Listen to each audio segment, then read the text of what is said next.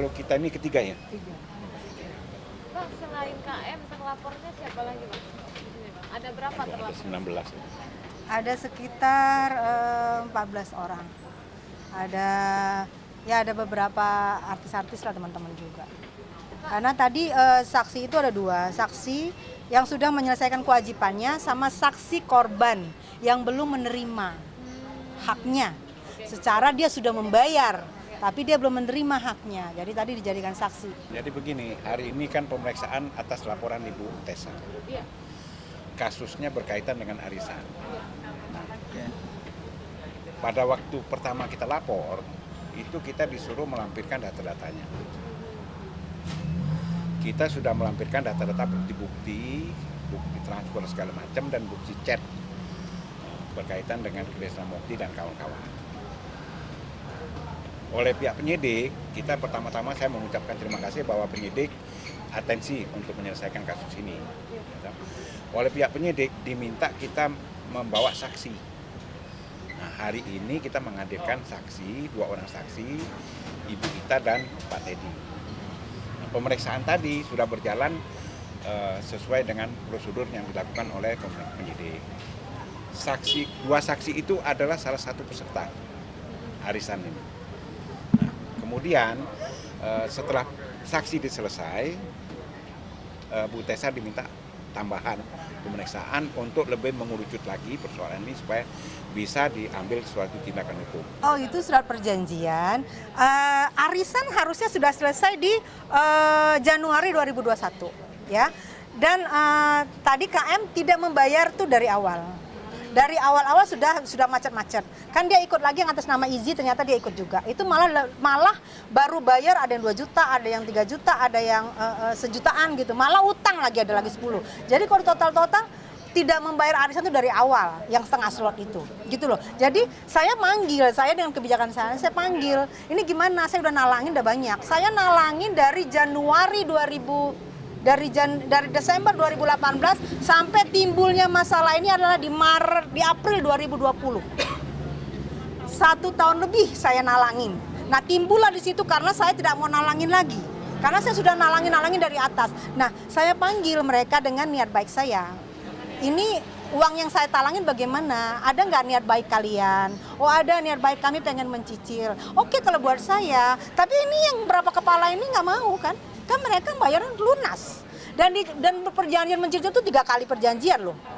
Perbaruin lagi, terakhir diperbaruin lagi.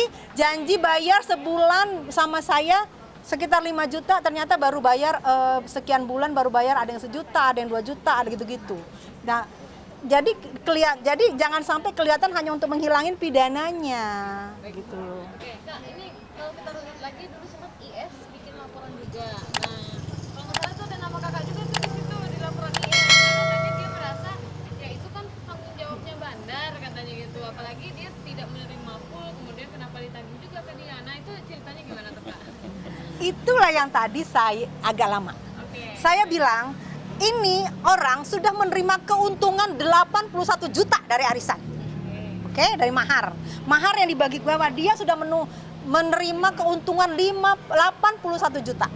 Lebih kurang. Dan tidak dibayar sama arisan hanya 30 juta. Oke? Nah, dia tidak mau bayar di bawah 30 juta. Kalau main hitung-hitungan, kembalikan dulu uang arisan saya. Sini. Biar saya kasih 30 juta, masih untung loh 50 juta. Kalau mau hitung-hitungan. Kalau dirugikan saya, uang pribadi saya nalangin itu hampir 400 juta. Dan tadi setelah kita benar-benar total, kerugian dari arisan adalah 800 jutaan. Kemarin kan kita bilang 700, ternyata kita udah dalamin sini ini ternyata 800 jutaan. Dan di dalamnya ada uang saya pribadi 400 jutaan. Nah, masalahnya ada yang tidak membayar itu lebih dari 15 kepala, lebih 15 orang. Jadi dia berhutang sama 15 orang yang sudah membayar full waktu dia narik. Dan dia nariknya di awal. Narik di awal, ngambil duit, terus nggak bayar.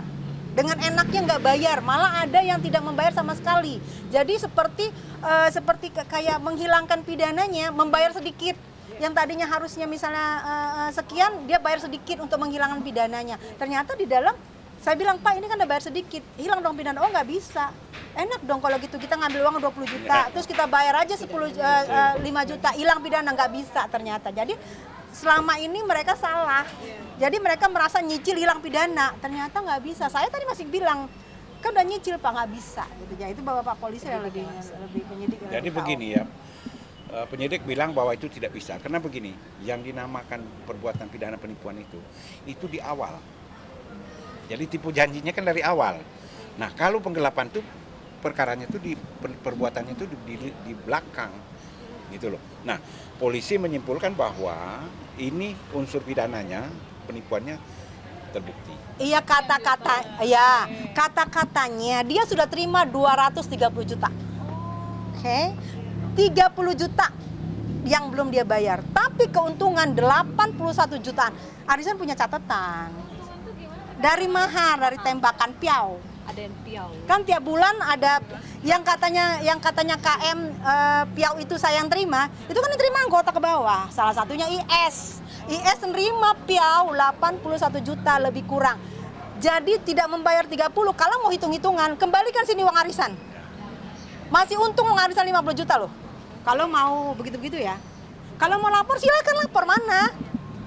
Kenapa ngelapor? Toh saya ngelapor, kenapa mau ngelapor? Harusnya kalau merasa dirugikan lapor sebelum saya melapor. Kenapa arisan dulu melapor, timbullah arisan ditanya-tanya sama wartawan. Kita ngomong dong apa adanya. Kita ngomong apa adanya tersinggung. Kenapa 1 tahun setengah loh Bang, didiemin.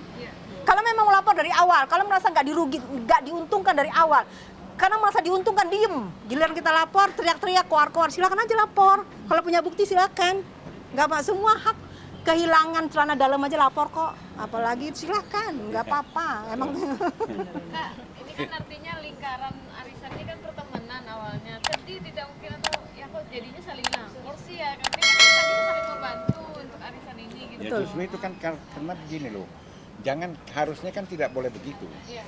Tapi kalau ini sudah keterlaluan kita lapor kan. Nah orang yang merasa dilaporkan itu menganggap dirinya wah ini pencemaran nama baik. Dia lapor ke sini. Sebenarnya kan laporan kita dulu yang diperiksa, jangan laporan mereka. Ya kan silakan aja terbukti nggak pencemaran nama baiknya gitu loh. Kalau sudah begitu kan jangan cari nama lah masalah ini. Ya. Dia harus selesaikan gitu loh. Dan saya dengarkan tiba-tiba katanya launching album. Keluarin launching. Oh, halo. Jadi makanya saya tidak mau lagi. Untuk itu saya tidak melayani orang yang pansos. Maaf ya. Ini hanya untuk menjelaskan kebenaran arisan.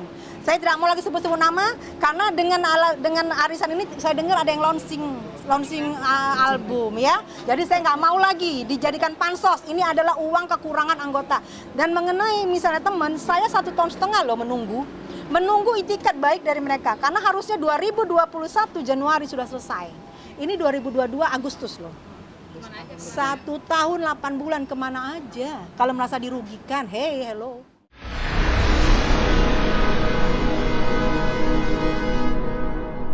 Jadi jangan lupa untuk subscribe Cumi Cumi. Ditekan ya tombol lonceng merahnya.